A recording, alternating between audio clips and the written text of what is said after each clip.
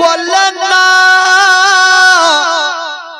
বাবা গো সেকেন্ডের মধ্যে আমার নবীকে ফিরিয়ে দিচ্ছেন আমেনার কোলে আর বলছেন আমেনা চার বাবা বেঁচে নাই ইয়াতিম সন্তানকে নিয়ে যাবো না যদি ইয়াতিম সন্তানকে নিয়ে যাই আর আমি 2 বছর দুগ্ধ পান করাই চার বাবা থাকবে না বেতনটা কেটে দিবে আব্দুল মুত্তালিব বীরধ দূর থেকে বলছেন বেটি তোমরা বেতনের চিন্তা করিও না আমার পোতাকে নিয়ে যাও আমি কথা দিলাম তোমাদের ডবল বেতন দিব ওই মেয়েটার স্বামী বলছেন বিবি চলে আসো দেরি করো না চলে আসো ইয়াতিম সন্তানকে নিও না আমার নবীকে ইয়াতিম বলছে রে বাবা আমার নবী তো তার ভাগ্যে নাই বলি ওই মেয়েটা ঘুরিয়ে দিয়ে চলে গেলেন বাবা গো যত মেয়েগুলা ছিল ভালো ভালো সন্তান গুলাকে নিয়ে চলে গেল মা আমেনা আমার নবীকে নিয়ে ঘরের মধ্যে রেখে আসবেন কোলে নিয়েছেন বাবা আর চোখ দিয়ে পানি আর মুখ দিয়ে একটা ছন্দ বের হচ্ছেন মা আমেনা কান্দে হায়রে মা আমেনা কান্দে হায়রে ছেলে বুকে করিয়া কে বাজাবে আমার সোনার লালকে লইয়া কে বাজাবে আমার সোনার লালকে লইয়া মা আমেনা কান্দে হায়রে মা আমেনা কান্দে হায়রে ছেলে বুকে করিয়া কে বাজাবে আমার সোনার লালকে লইয়া কে বাজাবে আমার সোনার লালকে লইয়া ও তাই যত এলো নগরে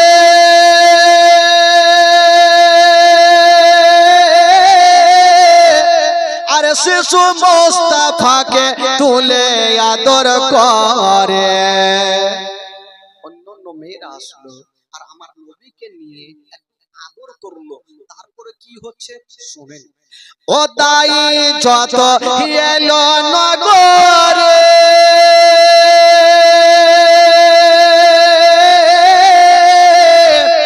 শিশু মুস্তাফাকে তুলে আদর করে কোলে তারে ফিরিয়ে দিল কোলে তারে ফিরিয়ে দিল কোলে তারে ফিরিয়ে দিল কোলে তারে ফিরিয়ে দিল গরিব ইয়াতিম বলিয়া কে বাঁচাবে আমার সোনার লালকে লইয়া কে বাঁচাবে আমার সোনার লালকে লইয়া মা আমেনা কান্দে হায়রে মা আমেনা কান্দে হায়রে ছেলে বুকে করিয়া কে বাজাবে আমার সোনার লালকে লইয়া কে বাজাবে আমার সোনার লালকে লইয়া মা আমেনা বলছেন আমার সন্তানকে যখন কেউ নিয়ে গেল না আমি মা আমার সন্তানকে আমি কাউকে দেব না আদর করব চুমা খাবো কবি লিখেছেন বাবা আমেনা কি বলছেন শুনুন ও দেব না কাউকে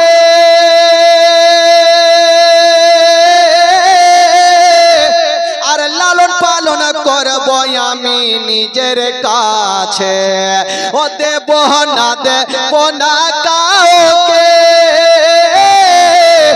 লালন পালন করব আমি নিজের কাছে মা আমেনার দিল বলে মা আমেনার দিল বলে মা আমেনার দিল বলে দেখব পরাণ ভরিয়া কে বাজাবে আমার সোনার লালকে লইয়া কে বাজাবে আমার সোনার লালকে লইয়া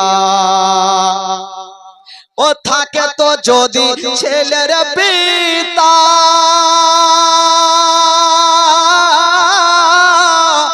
আজ হাজার দুঃখ হতো না মোর দিলে ব্যথা আমেনা বলছে যদি ছেলের পিতা থাকতো আমার দিলে ব্যথা হতো না। মা, যার স্বামী জগতে নাই মা, তার দুনিয়াতে কিছুই নাই মা। আমেনা কাঁদছেন, স্বামী হারা আমেনা কাঁদছেন, চোখ দিয়ে পানি ঝরছে, আর কি বলছেন, হো থাকে তো যদি ছেলের পিতা, আর হাজার দুঃখ হতো না মোর দিলে ব্যথা। স্বামীর কথা মনে পড়লে, স্বামীর কথা মনে পড়লে, স্বামীর কথা মনে পড়লে কলে যা যাই ফাটিয়া। কে বাজাবে আমার সোনার লাল কে লইয়া, কে বাজাবে আমার সোনার লাল কে লইয়া। মা আমেনা কান্দে হায়রে, মা আমেনা কান্দে হায়রে, ছেলে বুকে করিয়া।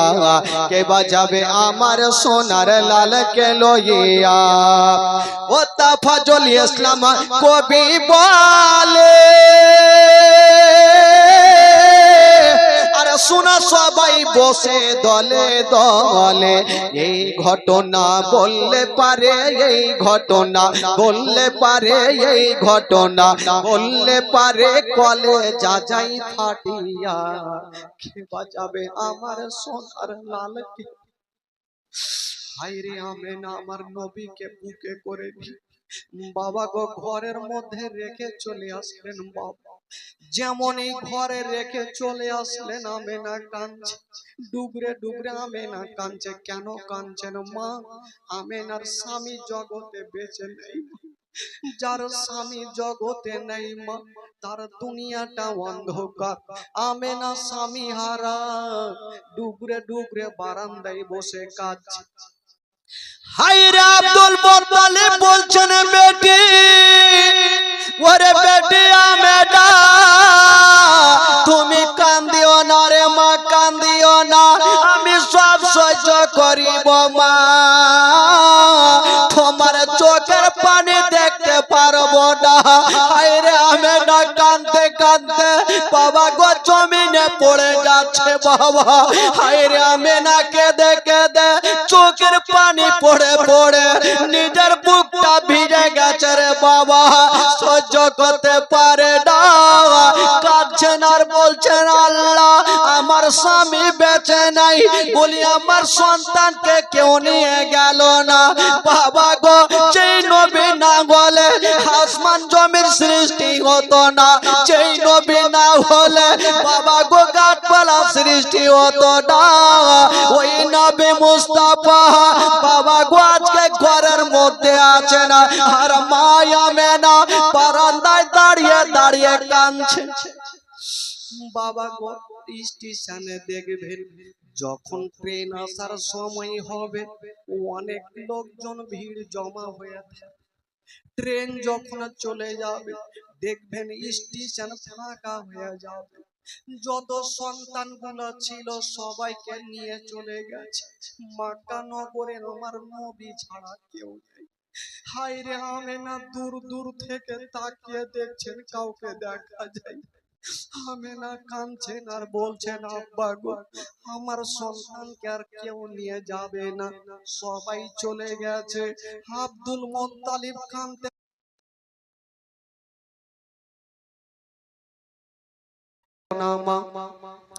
মা তুমি চিন্তা করো না, আল্লাহ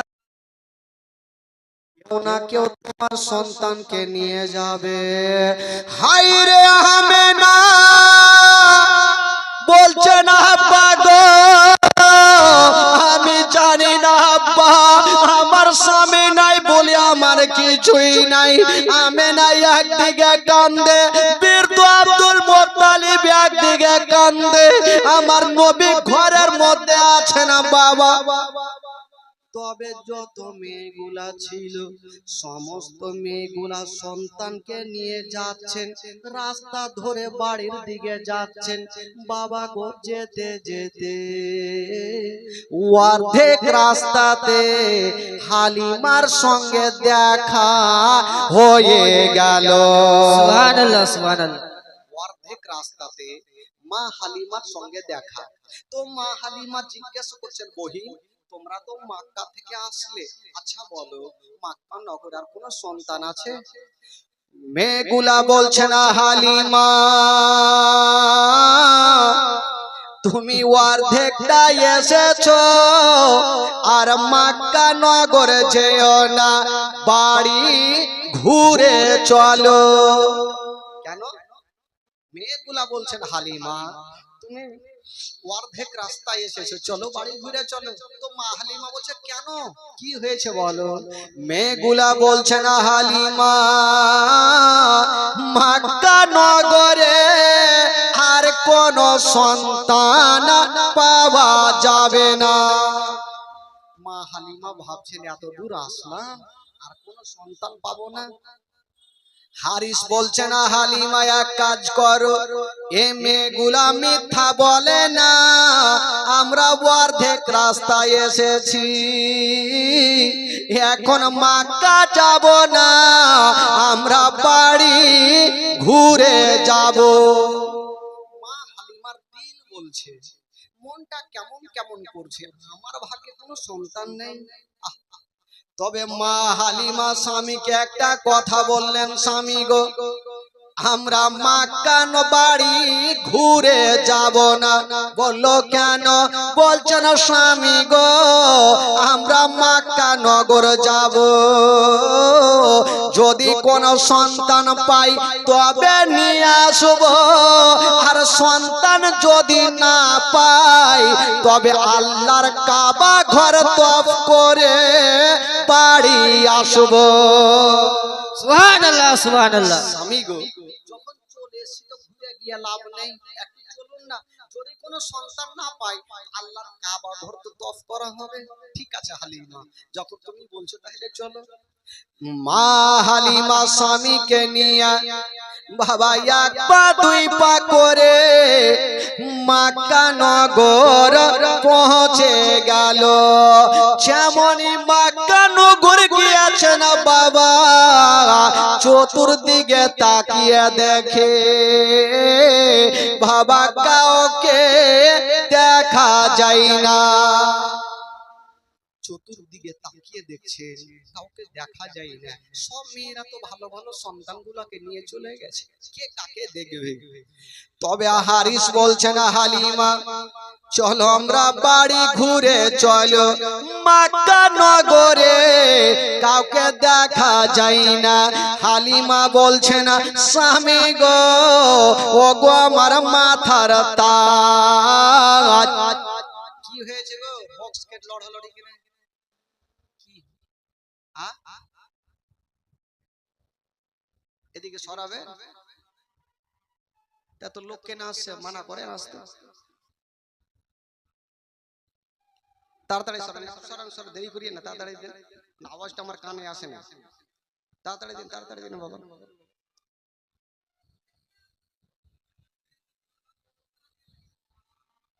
হ্যাঁ বাস হয়ে যাবে, এবার হয়ে যাবে। এবার মা বন্ধুকে বসান, কালকে থেকে আপনাদের একটু সংখ্যা কমিয়ে দিবে না, এই বাড়িটা ভেঙে দেন কালকে জিসিপি নিয়ে, বেকার বেকার সামনে বাড়ি রেখেছে। মৌলানা তাফাজুলকে ডাকতে গেলে আগে বড় জায়গা করতে হবে, না হলে হবে না। হ্যাঁ তো যাকে বন্ধুগণ একটু কষ্ট করেন, আজকে 14 তারিখের পরে গোটা খালি হয়ে যাবে, যত পারবেন বসবেন তখন।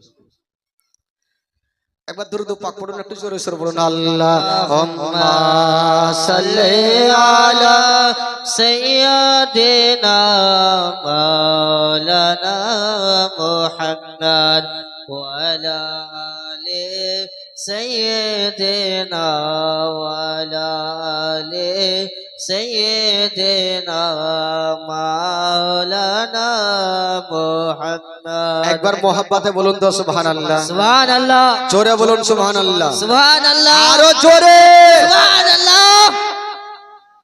আওয়াজ যেন না আসে, পৌঁছে যায়, উড়িয়ে দেন। হ্যাঁ দেখা যাবে। বেরাদার ইসলাম বন্ধুগণ বাবাজি, তবে আসুন একটু চোখের পানি ফেলুন, ঝরঝর করে কাঁদতে হবে ভাই। বক্সের সামনে থেকে বসে যান, ও ভাই হয়ে গেছে আপনারা বসেন তো, বসেন তো, বক্সের সামনে দাঁড়াবেন না এখন। হ্যাঁ বক্সের সামনে দাঁড়াবেন না, কমিটি ভাই একজন থাকেন, বাকিগুলো আপনারা বসে যান। মা হালিমা বলছেন স্বামী গো এক কাজ করেন, আপনি একটু এখানে দাঁড়ান, আর আমি একটু মাক্কার গলিটা ঘুরে আসছি, দেখি কোনো সন্তান পাই কিনা। মা হালিমা স্বামীকে রেখে দিয়া যেমনই বাবা মাক্কার গলিতে গিয়ে দেখছেন, চতুর্দিকে তাকিয়ে দেখছেন মা, কাউকে দেখা যায় না, সবারই জানলা দরওয়াজা বন্ধ, কেবল দূরে তাকিয়ে দেখে একটা বাড়ির দরজা খোলা আছে, আর একটা মা বারান্দায় বসে আছে।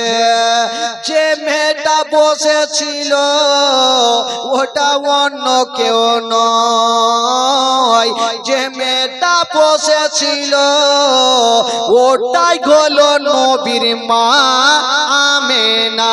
সুবহানাল্লাহ সুবহানাল্লাহ। আমেনা বসে আছে, মাথাটা দিয়ে ঘুমটা টেনে দিয়েছেন বাবা, আর আমেনা যেন বসে আছেন বাড়ির বারান্দায়, ডুবরে ডুবরে কাঁদছে আমেনা। আর অন্যদিকে বৃদ্ধ আব্দুল মুত্তালিব কাঁদছে। আব্দুল মুত্তালিব কাঁদছেন নিজের পোতার জন্য, আর আমেনা কাঁদছে সব থেকে বেশি নিজের স্বামীর জন্য। হাইরে জানাবে আব্দুল মুত্তালিব কাঁদছে, আল্লাহ গো আমার পোতাকে কেটা নিয়ে যাবে। আর আমেনা কাঁদছে, আল্লাহ আমার স্বামী যদি থাকতো তবে আমার ছেলেকে ইয়াতিম বলে হেলা করতো। হাইরে আমেনা বাড়ির বারান্দায় বাবা গো বসে বসে কান্দে, কিন্তু হালিমা আস্তে আস্তে গিয়ে দেখছে মাথাটা নিচু, মুখটাকে চাদরে ঢাকা। হালিমা বলছেন বহিনকে আছে একবার মাথাটা তুলো। মা আমেনা যেমনই মাথাটা তুলেছে, খোদার কসম বাবা স্বামীর জন্য এত কেঁদেছে, চোখগুলা লাল লাল হয়ে গেছে। হায়রে আমেনা কাঁদছে, বাবা গো চোখের পানিতে বুকটা ভিজে গেছে। হালিমা বলছেন বহিন বলো তুমি কাঁদছো কেন? মা আমেনা বলছেন হালিমা আচ্ছা আগে তুমি বলো তুমি মক্কা নগরে কেন এসেছো? মা হালিমা বলছেন আমেনা আমি একটা সন্তান পাওয়ার আশাতে এসেছি। আমেনা কাঁদতে কাঁদতে বলছে বহিন হালিমা আমার একমাত্র সন্তান আছে, যে সন্তানকে আমি কাউকে দেব না, আমার সন্তানকে আমি কাউকে দেব না। আমি মা অন্তর ভরে আমার বেটার গালে মুখে চুমা খাব। হাইরে হালিমা বলছেন আমেনা কেন তোমার সন্তানকে দেবে না, কি হয়েছে বলো? মা আমেনা বলছেন এই জন্য দেব না, আমি কয়েকজনের কোলে দিয়েছিলাম, আমার সন্তানকে ঘুরিয়ে দিয়েছে, আমি আমার দিলখানা কাঁদছে, আমি আর কাউকে দিব না। হালিমা বলছেন আমেনা আগে বলো তুমি কেন দিবে না? মা হালিমাকে বলতে লাগলো ও বহিন হালিমা শোনো, আমার সন্তান আছে গো, যার বাবা জগতে বেঁচে নাই। এই কথা মুখের কথা মুখে থাকলো, দূর থেকে হালিমার স্বামী হারিসের কানে শব্দটা পৌঁছে গেল। হারিস বলছেন হালিমা চলে আসো, ইয়াতিম সন্তানকে নিতে হবে না, চলে আসো। মা আমেনা বলছে আমি জানি আমার সন্তানের কথা বললে তোমরা নিয়ে যাবে না, এই জন্য আমার সন্তানকে আমি দিব না। হারিস বলছে না হালিমা যার বাবা বেঁচে নাই নিয়ে যাব না, চলে আসো। 2 বছর দুগ্ধ পান করাবে, বেতন কেটা দিবে। ওইদিকে বৃদ্ধ আব্দুল মুত্তালিব 70 বছর বয়স, কাঁদছে আর বলছেন মহারিস চিন্তা করো না, বেটি হালিমা তুমি বেতনের চিন্তা করো না, আমার পোতাকে তুমি নিয়ে যাও, দুগ্ধ পান করাও, আমি তোমাকে ডবল বেতন দিব।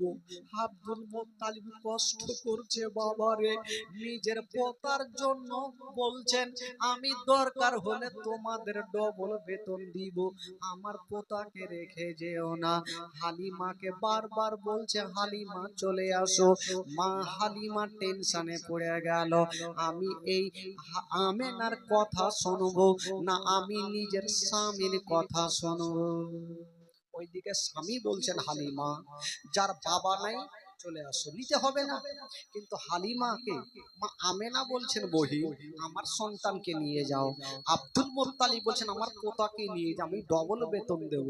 মা হালিমা চিন্তা ভাবনা করে নিজের স্বামীকে একটা কথা বলছেন। কি কথা বলছেন? স্বামী গো, ও গো আমার মাথার তাজ, যখন মক্কা নগর চলে এসেছি তবে বাড়ি ঘুরে যাব না, আর যদি বাড়ি ঘুরে যাই যতক্ষণ পর্যন্ত আমিনার ছেলের চেহারা না দেখিব আমি বাড়ি ঘুরে যাব না। সুবহানাল্লাহ সুবহানাল্লাহ। স্বামী গো, যখন চলে এসেছি বাড়ি তো যাবো, কিন্তু তার আগে নিব না নিব পরের ব্যাপার, একবার আমিনার ছেলের চেহারাখানা তো দেখে নি। ঠিক আছে যাও দেখে নাও। মা হালিমা বলছেন আমিনা একবার তোমার ছেলের চেহারাখানা দেখিয়া দাও। হায় রে আমিনা আগে আগে চলে আর হালিমা পিছন পিছন চলে। মা আমিনা যেমনই ঘরে গিয়া আমার নবীকে বুকে নিয়েছেন, মা হালিমার সামনে রেখেছেন। মা হালিমা আমার নবীর দিকে তাকিয়েছেন। বাবা খোদার কসম, যেই নবী না বলে আসমান জমিন সৃষ্টি হতো না, যেই নবী না হলে গাছপালা সৃষ্টি হতো না, ওই নবী মুস্তাফা ছোট্ট কালে মা আমিনার কোলে চেপে চোখটা খুলে দিয়া মা হালিমার দিকে দেখে একটু মুস্কি মেরে হেসে গেলে। সুবহানাল্লাহ সুবহানাল্লাহ। মা হালিমার দিকে দেখে আমার নবী একটু মুস্কি মেরে হেসে গেলেন। বাবা তো একটা ছোট্ট বাচ্চা যখন কাউরি দিকে দেখে একটু হাসবে তো ময়া মমতা বেশি হবে। মা হালিমা ভাবছেন আল্লাহ এত সুন্দর চেহারা আমার দিকে দেখে হাসলো, না আমি এর সন্তানকে নিয়ে যাব, কিন্তু নিয়ে যাওয়ার আগের বার আমি বলে নিয়ে দেখি তো। মা হালিমা ভাগ্যর চাকা কোন দিকে ঘুরছে বন্ধুরা। মা হালিমা বলছেন আমিনা একবার তোমার ছেলেকে আমার কোলে দাও, আমি তোমার ছেলেকে নিয়ে যাব।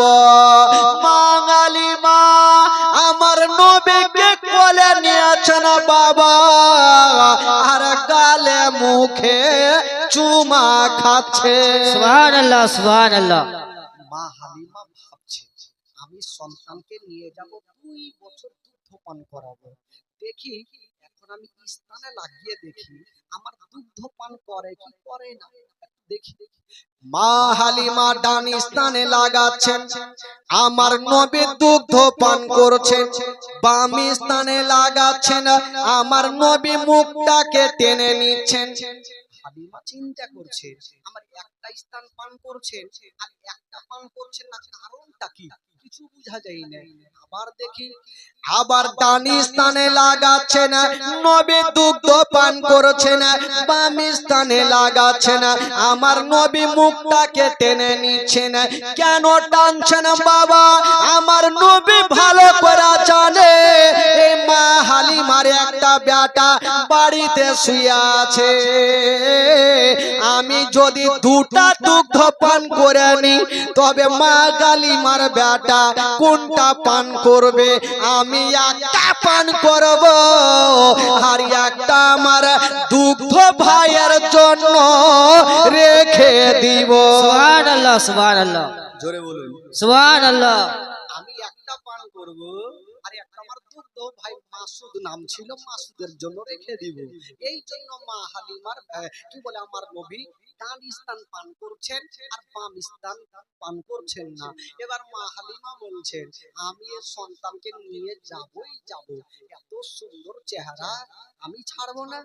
তবে মা হালিমা যখন বুকে করে নিয়ে যাবে, কানতে কানতে বাচ্চা, মা হালিমা যখনই আমার নবীকে বুকে নিয়ে যাবেন বাড়ি, মা মেনা কানতে কানতে হালিমার হাত ধরেছে, বহি আমার সন্তানকে নিয়ে যাচ্ছ, তবে একটা কথা মনে রাখিও, এই ছেলের বাবা কিন্তু জগতে বেঁচে।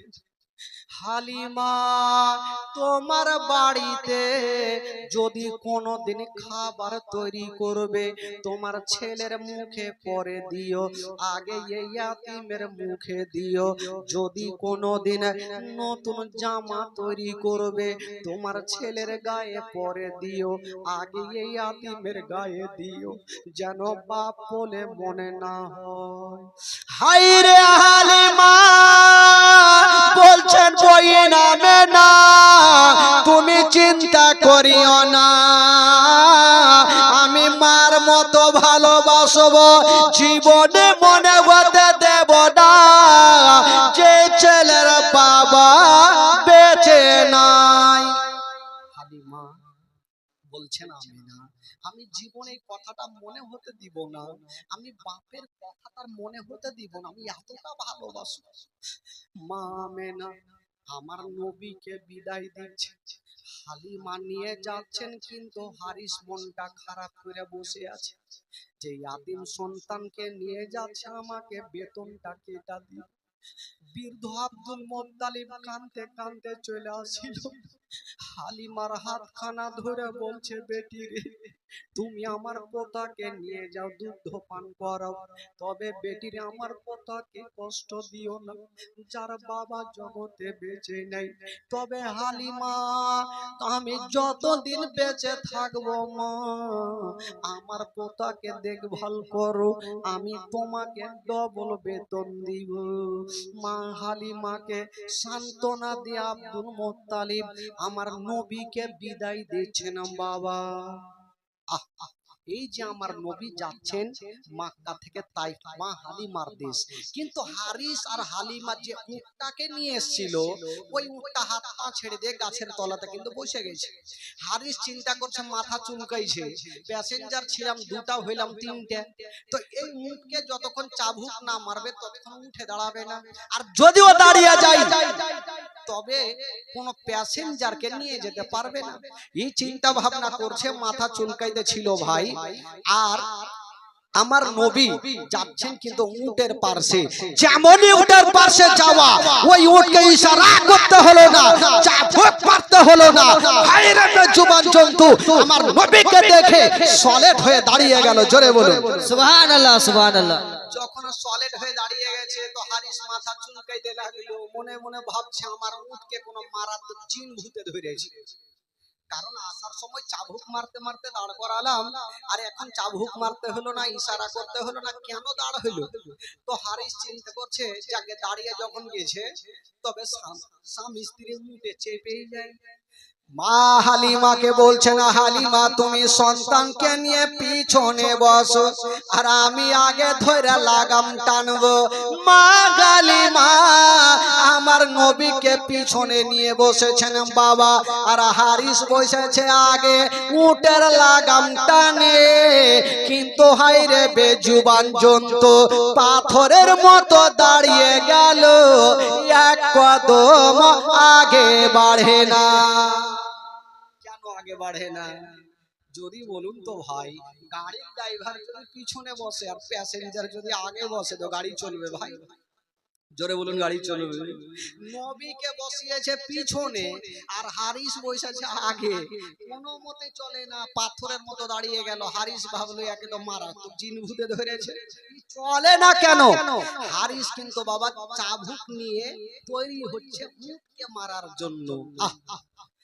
ওই বেজুবান জন্তু বলছেন আল্লাহ আজকে আমি কোনো মতে চলবো না। উট বলছে আল্লাহ আমি চলবো না, আমি কোনো মতে চলবো না। আমার মালিক যদি আমাকে মারতে মারতে মেরেও ফেলে দেয় আমি চলবো না। অতক্ষণ পর্যন্ত চলবো না যতক্ষণ পর্যন্ত বিশ্ব নবীকে পিছন থেকে তুলে আগে না বসাবে। সুবহানাল্লাহ সুবহানাল্লাহ। নবীকে পিছন থেকে তুলে যতক্ষণ আগে না বসাবে আমি চলবো না।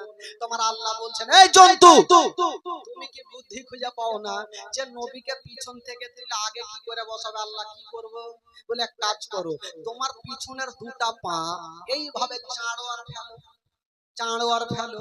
তো হারিস বুঝতে পারবে যে পিছনে বাচ্চা আছে পড়ে যাবে, তখনই আগে করবে, আর যেমনই আগে করবে তোর বেড়া পার হয়ে যাবে।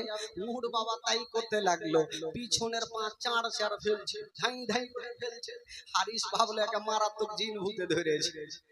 হালিমা পিছনে বাচ্চা আছে পড়ে যাবে, তাড়াতাড়ি আগে নিয়ে বসো। যেমনই আমার নবীকে পিছন থেকে তুলে আগে বসালো, না ইশারা করতে হলো না চাবুক মারতে হলো, হাইরে বেজুবান জন্তু হাওয়ার গতিতে চলতে আরম্ভ করে দিল। সুবহানাল্লাহ সুবহানাল্লাহ। এত জোরে চলতে লাগলো হারিস লাগাম থামতে পারে না। ই হারিস বুঝে গেল কোন চৈকাতে পড়ে জানটা লিবে। এত চলতে লাগলো ভাই। আজকাল দেখবেন কিছু কিছু যখন শ্বশুর বাড়িতে যুবক ছেলেরা পালসার পায় তো ওদের ভলিউম কেমন থাকে, ভলিউম খুব বেড়ে যায়। একটা ছেলে জানেন 17-18 বছর বয়স, শ্বশুর বাড়িতে একদম পালসার পেয়েছে অ্যাপাচি, আর নিয়ে ভাই চলছে চলছে চলছে। তো চালাতে চালাতে দেখবেন যখন গাড়ি চালাবেন এই যে শার্টের বুটাম গুলা থাকে না, হাওয়া গুলা ঢুকছে আর পিছনে জামাটা কিন্তু ফুলে যাইছে। এর আগের মাথায় বলছে থামরে জামা তুই খুলবি, তোর বাপকেও খুলতে দিব না। এই বাবা গাড়ি দাঁড় করালো আর শার্ট উল্টা করে পিনেছে, বুটাম লাগিয়েছে পিছনে, ভাবছে হাওয়া আর ঢুকবে না, লাগিয়ে তো গাড়ি চলছে চলছে চলছে আর হঠাৎ করে একটা জায়গাতে গিয়ে অজ্ঞান হয়ে কিন্তু পড়ে গেল, অ্যাক্সিডেন্ট হয়ে। আর এমন গ্রামে পড়েছে ভাই জোলহা গ্রামে, আর জোলহার সব দিনে বুদ্ধি হইল আদিহে।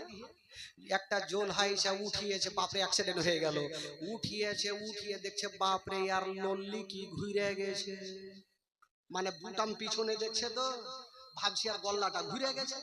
বলে তাড়াতাড়ি সোজা করো নচেত মইরে যাইবে।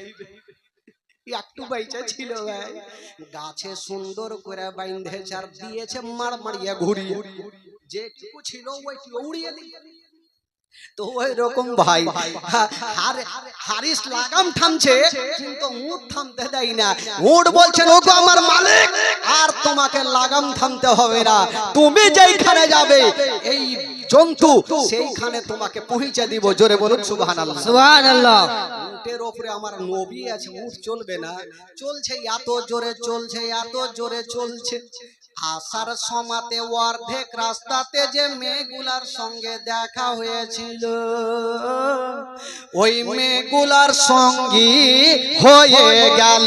সুবহানাল্লাহ সুবহানাল্লাহ। ওই মেয়েগুলা বলছেন হালিমা আচ্ছা বলো তুমি যে উটে গিয়েছিলে ওটা বিক্রি করে এটা নতুন কিনেছো নাকি? হালিমা বলছেন না বহিন, আমি যেটা উঠে গিয়েছিলাম ওটাই উট আছে কিন্তু প্যাসেঞ্জার আলাদা। সুবহানাল্লাহ। আচ্ছা বলুন তো আলাদা প্যাসেঞ্জারটা কে ভাই? জোরে বলুন। আমার নবী যদি উটে না চাপতো তো উটের শক্তি বাড়তো, আর আমরা আপনারা যদি উটে চড়ি তো শক্তি বাড়বে? বাড়বে? কখনোই বাড়বে না বাবা গো। এবার ওই জন্তু এত জোরে চলতে লাগলো, মা হালিমার বাড়িতে আগেই পৌঁছে দিল। জোরে বলুন সুবহানাল্লাহ। সুবহানাল্লাহ। যেমনই যাওয়া, মা হালিমার ঘর অন্ধকার ছিল, আমার নবী যেমনই প্রবেশ করা, মা হালিমার ঘর আমার নবীর নূরে আলো হয়ে গেল। এই জন্য তো কবি লিখেছেন বাবা, ও নবী গেলেন মা হালিমার ঘরে, মা হালিমার ঘর আলোকিত হল। মা হালিমা বলে খোদা রহমত করে, মা হালিমা বলে খোদা রহমত করে, আমার ঘরে দেখো এলো নবীর খাজানা, আমার ঘরে দেখো এলো নবীর খাজানা। তোমার আম্মা আমেনা গো তোমার দুধ মা হালিমা, তোমার আম্মা আমেনা গো তোমার দুধ মা হালিমা, তোমার আম্মা আমেনা গো তোমার দুধ মা হালিমা। দয়ার নবীজি আমরা তোমায় ভুলতে পারি না, দয়ার নবীজি আমরা তোমায় ভুলতে পারি না। তোমার আম্মা আমেনা গো তোমার দুধ মা হালিমা, তোমার আম্মা আমেনা গো তোমার দুধ মা হালিমা, তোমার আম্মা আমেনা গো তোমার দুধ মা হালিমা। ও নবী এলেন মা আমেনার ঘরে, মা আমেনার ঘর আলোকিত হলো। তুমি সিরাতে রাসূল মারে ফাতের বল বল, তুমি সিরাতে রাসূল মারে ফাতের বল বল, তোমার দোয়া কবুল করতে খোদা দেরি করে না। তোমার আম্মা আমেনা গো তোমার দুধ মা হালিমা, তোমার আম্মা আমেনা গো তোমার দুধ মা হালিমা। দয়ার নবীজি আমরা তোমায় ভুলতে পারি না, দয়ার নবীজি আমরা তোমায় ভুলতে পারি না। তোমার আম্মা আমেনা গো তোমার দুধ মা হালিমা, তোমার আম্মা আমেনা গো তোমার দুধ মা হালিমা। জোরে বলো সুবহানাল্লাহ। আচ্ছা এবার নবী, আচ্ছা আমার নবী কার বাড়ি গেলেন গো? জোরে বলুন কার বাড়ি গেলেন? মা হালিমার বাড়ি। আহ এবার মারাত্মক ঘটনা শুরু হচ্ছে ভাই। নবী তো মা হালিমার বাড়িতে চলে গেলেন, থাকতে লাগলেন, দিন যায় সময় কাটে, দিন যায় সময় কাটে, এই করতে করতে 1 বছর হইল, 1 বছর 2 মাস হলো, 3 মাস হলো, এই করতে করতে আমার নবীর বয়স হয়ে গেল 1.5 বছর। জোরে বলুন সুবহানাল্লাহ। সুবহানাল্লাহ। কয় বছর হইল? জোরে বলুন কয় বছর? 1.5 বছর। আমার নবী হাঁটতে শিখলেন, কথা বলতে শিখলেন। তো একদিন একটু আগে জিজ্ঞেস বললাম ভাই আপনাদেরকে যে মা হালিমার একটা বেটা ছিল, যে বেটাটার নাম কি বললাম? মাসুদ। তো আমার নবী মাসুদের কাছে একদিন রাত্রি বেলাতে শুয়ে শুয়ে আলোচনা করছেন, হা ভাই তুমি প্রত্যেকদিন রাত্রে বেলা আমার কাছে থাকো, আর সকাল হলে তোমাকে দেখা যায় না, কোথায় যাও?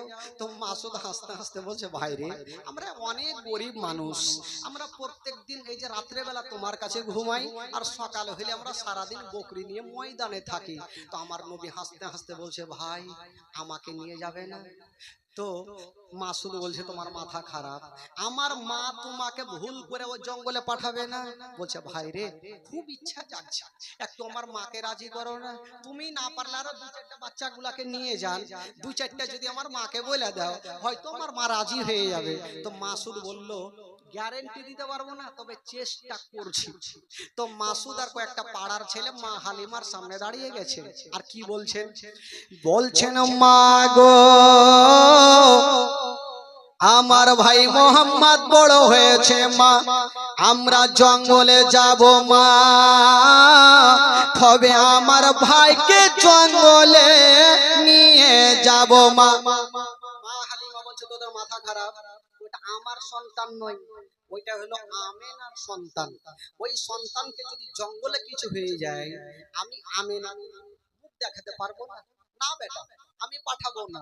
মা হালিমা পাঠাবে না, আর বাচ্চা বাচ্চা ছেলেরা জিদখানা ছাড়ে না। কবি লিখেছেন, তোর মোস্তাফাকে দে না মাগো সঙ্গে নিয়ে যায়, তোর মোস্তাফাকে দে না মাগো সঙ্গে নিয়ে যায়, মোদের সাথে বসে চররে ময়দানে ভয় নাই, তোর মোস্তাফাকে দে না মাগো সঙ্গে নিয়ে যায়। মাসুদ বলছেন, মা চিন্তা নাই মা, আমরা জঙ্গলে নিয়ে যাব, মা কোনো অসুবিধা হতে দিব না। তো মা হালিমা পাঠাবে না, আর বাচ্চা বাচ্চা ছেলেরা জিদখানা ছাড়ে না। তো মা হালিমা একটা মনে মনে ইরাদা করলেন, এই বেটাদেরকে এমন প্রশ্ন করব না উত্তর দিতে পারবে না, বেটাকে নিয়ে যাবে। বলছে, হারে বেটা, কি হলো মা? হারে বেটা তোরা জঙ্গলে নিয়ে যাবি? বলে হ্যাঁ নিয়ে যাবো। হারে বেটা জঙ্গলে নিয়ে যাবি, এত রৌদ্র লাগবে, তাপ লাগবে, তোরা কোথায় রাখবি?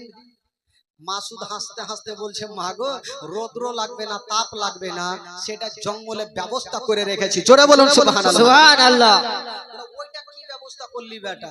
তখন মাসুদ হাসতে হাসতে বলছেন, মা গো কি ব্যবস্থা করেছি জানেন? বাবলা গাছের ছায়ায় নিয়ে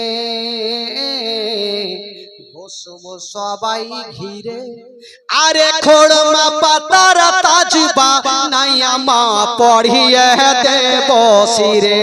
সুবহানাল্লাহ সুবহানাল্লাহ। মাগো বাবলা গাছের তাজ বানাবো, আর ভাইয়ের মাথায় পড়াবো, রৌদ্র লাগবে না। জোরে বলুন সুবহানাল্লাহ। কবি লিখেছেন, মাসুদ বলছেন মাকে, মা কোথায় রাখবো জানেন? বাবলা গাছের ছায়ায় নিয়ে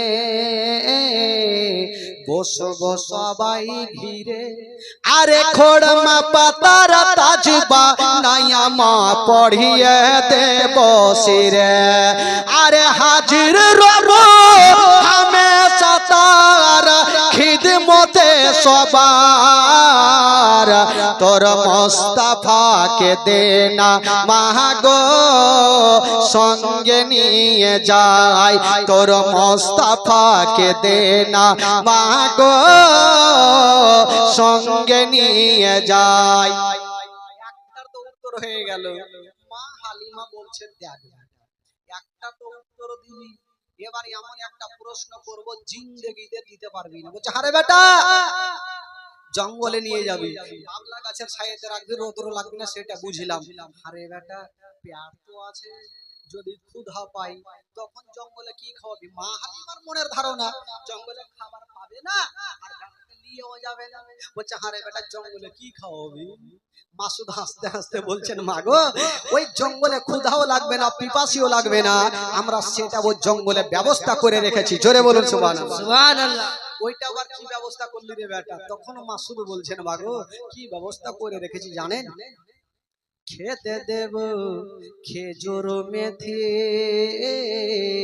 ক্ষুধা যদি পাই, আরে তোমার দুধ পাতার ঠোঙাই দেব পিপাসা। সুবহানাল্লাহ সুবহানাল্লাহ। খেতে দেব খেজুর মেথি, ক্ষুধা যদি পাই, আরে তোমার দুধ পাতার ঠোঙাই দেব পিপাসায়, আরে হাজির রব হামেশা তার খিদমতে সবার, তোর মুস্তাফাকে দে না।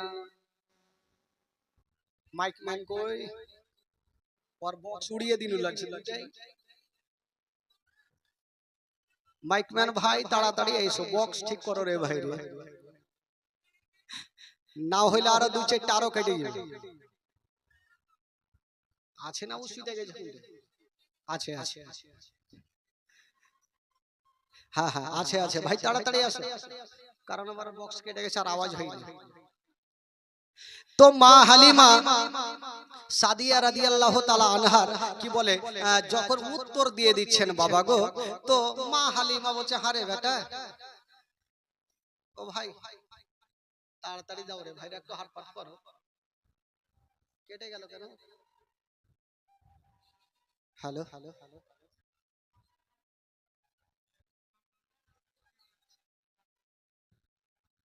Hello hello hello hello hello ও ভাই ওই হাট মাইক চলে গেছে ও যাইতেছে একটা কই উঠবেন hello hello hello hello hello hello আইছে ভাই আপনি পয়সা থাকেন হিলিয়েন না না হলে মুশকিল হয়ে যাবে হ্যাঁ হ্যাঁ তো মা হালিমা যখন উত্তর দিয়ে মা হালিমাকে যখন উত্তর দিয়েছেন লাস্টের সময় কি বলছেন মা গো আমরা কি দেব খেতে জানেন খেতে দেব খেজুর মেথে ক্ষুধা যদি পাই আরে তোমার দুধ পাতার ঠোঙাই দেব পিপাসায় আরে তোমার দুধ পাতার ঠোঙাই দেব পিপাসায় আরে হাজির রব হামেশা তার খিদমতে সবার তোর মুস্তাফাকে দে না মাগো সঙ্গে নিয়ে যাই তোর মুস্তাফাকে দে না মাগো সঙ্গে নিয়ে যাই তোর যখন হইল মা হালিমা বলছেন বেটা যাও জঙ্গলে যখন তোমরা এত ব্যবস্থা করে রেখেছো যাও তোমাদের সঙ্গে পারমিশন দিয়ে দিলাম ও যুবক বন্ধুরা ও গো সোনা মানিকেরা বাবা গো এবার মাসুদ আমার নবীকে নিয়ে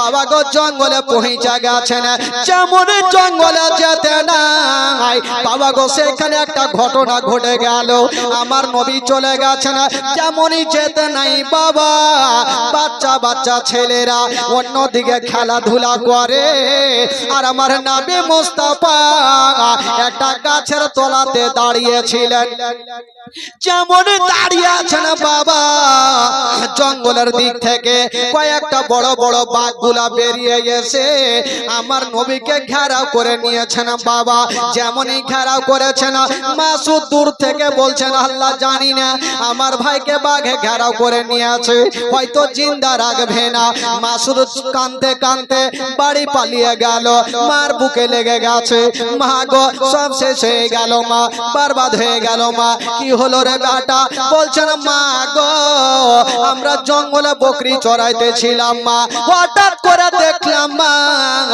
জঙ্গল থেকে বাঘগুলা বেরিয়ে এসে আমার ভাইকে ঘেরাও করে নিয়েছে মা হয়তো আমার ভাই জিন্দা বেঁচে নাই এই কথা বলতে নাই মা হালিমার মাথার উপরে মনে হচ্ছে পাহাড় চেপে গেল আল্লাহ গো ওইটা আমার সন্তান নয় ওইটা হলো আমিনার সন্তান ওই সন্তানকে যদি কিছু হয় আমি আমিনাকে মুখ দেখাতে পারবো না মা হালিমা বলছেন বেটা রে ওরে লাডলা দুলারা ওরে কলেজার পাড়া ওরে নয়নের তারা তাড়াতাড়ি করে আমাকে জঙ্গলে নিয়ে চলো বাবা গো মাসুদ মা হালিমা জঙ্গলের দিকে চলে যাচ্ছেন বাবা অর্ধেক রাস্তা গিয়েছেন আর ওই দিকের কি ঘটনা ঘটেছে বাবা যে বাঘগুলো আমার নবীকে ঘেরাও করেছিল আমার নবীর কি ক্ষতি করেছিল না রে বাবা না কি করেছিল জঙ্গল থেকে একটা একটা করে বাঘগুলা বেরিয়ে এসে আমার নবীর কদমে চুমা দিয়েছিল সুবহানাল্লাহ সুবহানাল্লাহ জোরে বলুন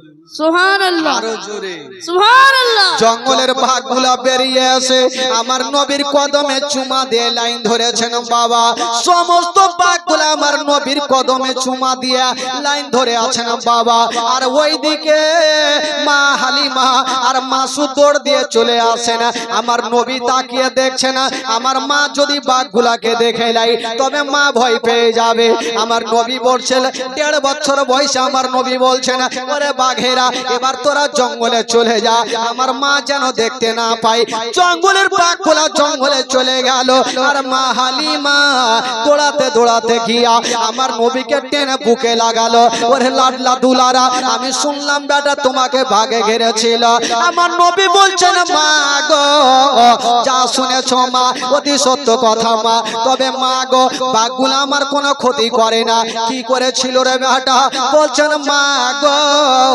জঙ্গলের একটা একটা করে বাঘগুলা এসে মা আমার কদমে চুমা দিয়েছিল। মা হালিমা ভাবলো আমার এই বেটাকে কোনো মারাত্মক জিন ভূতে ধরেছে। আমি জীবনে শুনিনি একটা জঙ্গলের বাঘ কাউরি কদমে চুমা দিবে। না, হয়তো আমার বেটাকে কোনো হাওয়া বাতাসে ধরেছে। না, আর এই বেটাকে আমি ভুল করে ওই জঙ্গলে পাঠাবো না। বেশ পাঠাই না ভাই। নবীর বয়স যখন প্রায় 2 বছর হতে চললো, 1 মাস বাকি, তো নবী কিন্তু 3, 4, 5 মাস থেকে জঙ্গলে যাই না। তো বাঘগুলা একবার নবীকে দেখেছে। যারা যে নবীকে একবার দেখেছে বারবার দেখার ইচ্ছা জাগবে, জোরে বলুন। তো বাঘগুলারও ইচ্ছা জাগছে। তো বাঘগুলো একটা মিটিং বসেছে, মানুষের মধ্যে যেমন মিটিং হয়, তো বাঘের মধ্যে মিটিং হচ্ছে। বাঘগুলো আলোচনা করছে, হারে নবী অনেকদিন থেকে জঙ্গলে আসেনি, নবীর সঙ্গে কি আর দেখা হবে না? তো আলোচনা হলে এক কাজ করো, আমরা হাড় মারিয়ে হালিমার বাড়িতে যাব, নবীকে দেখবো, জিয়ারত করে চলে আসবো। আলোচনা হয়ে গেল।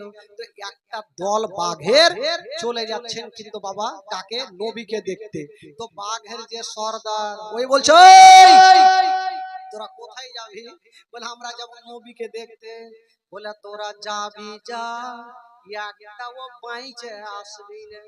কার নাক বোঁচা হইবে, কার দাঁত ভাঙবে, কার মুখ টেঁড়া হইবে। বলে কেন?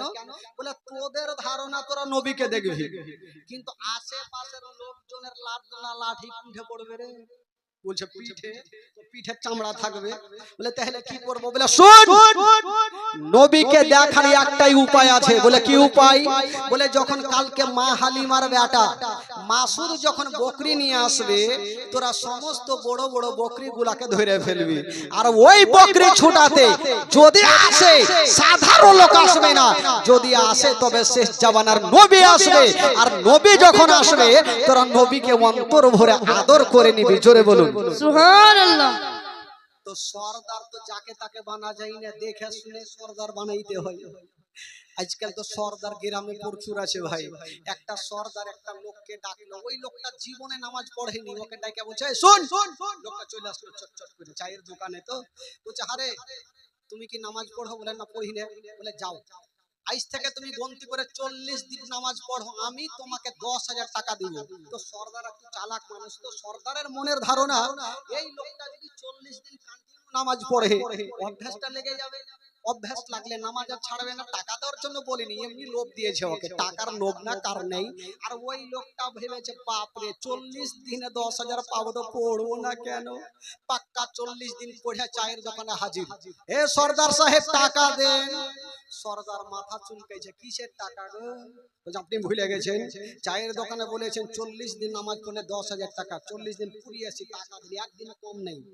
তো সর্দার সাহেব বলছে, দেখো বাবা এমনি বলেছিলাম যাতে তোমার অভ্যাসটা লেগে যায়, টাকা দেওয়ার জন্য বলিনি। ওই লোকটা চট করে বলছে, সর্দার সাহেব আমি জানতাম 40 দিন নামাজ পড়ার পর টাকা দেবেন না, ঠকবেন, যান মারাত্মক জিনিস হয়ে গেছে। ফের সর্দার টেনশন করছে, কাউরি কাছে টাকা লিনি, পয়সা লিনি, কি ঠকলে রে বাবা? বলছে কি ঠকে গেছো? বলে সর্দার সাহেব আমি জানেন, আমি জানতাম যে 40 দিন নামাজ পড়লে আপনি টাকা দেবেন না, এই জন্য 40 দিন যে নামাজ পড়েছি একদিন উজু করিনি, বিনা উজুতে নামাজ পড়েছি। আচ্ছা বলুন তো ভাই, বিনা উজুতে নামাজ হবে? একটু জোরে বলুন হবে? নামাজের মধ্যে কথা বললে নামাজ হবে? হবে? 3টা লোক নদীর ধারে নামাজ পড়ছে। ডান দিকের যে লোকটা আছে নদীতে কিন্তু এই বড় বইল মাছ উঠে গেছে। ডান দিকের যে লোকটা আছে নামাজ ছেড়ে দিয়ে বলছে বাপরে কত বড় মাছ, ওর নামাজ হবে?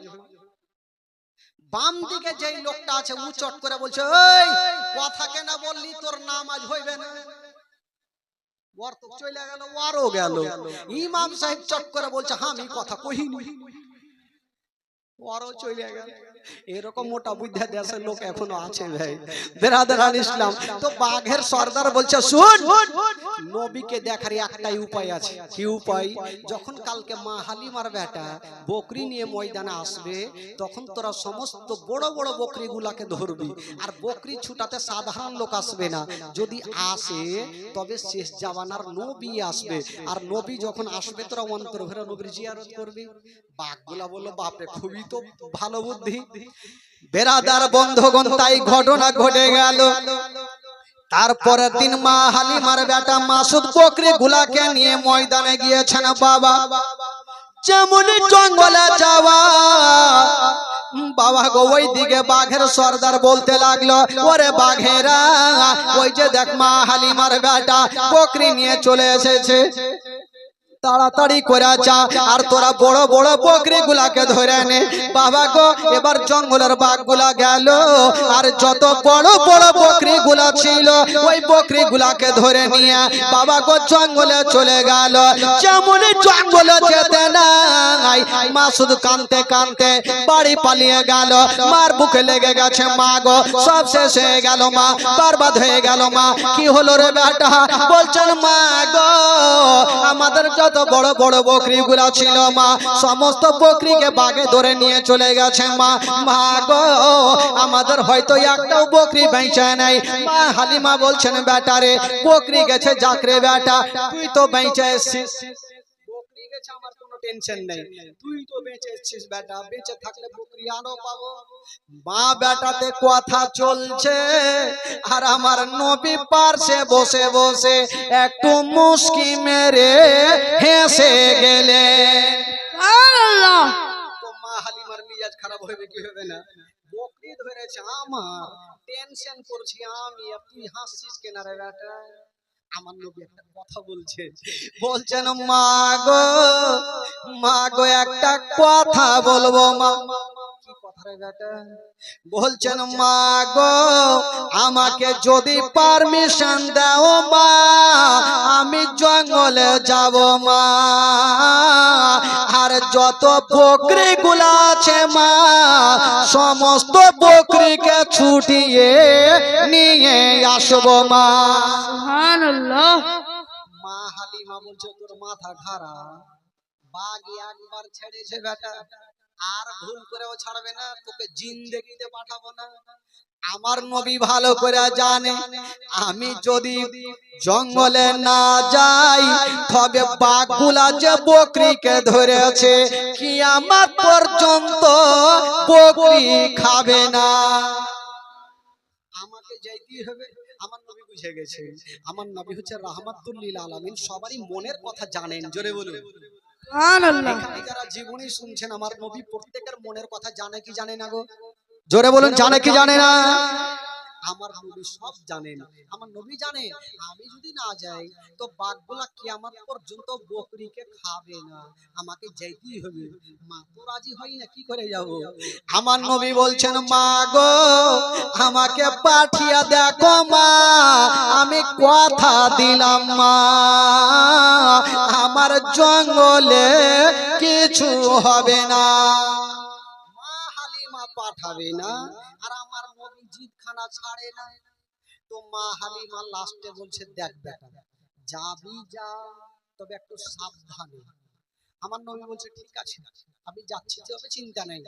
আমার নবী যাচ্ছে আর পিছনে ঘুরে ঘুরে মাকে বলছেন, মা গো, আমি চললাম মা, যতক্ষণ পর্যন্ত বকরি নেব না আমি বাড়ি ফিরে আসব না।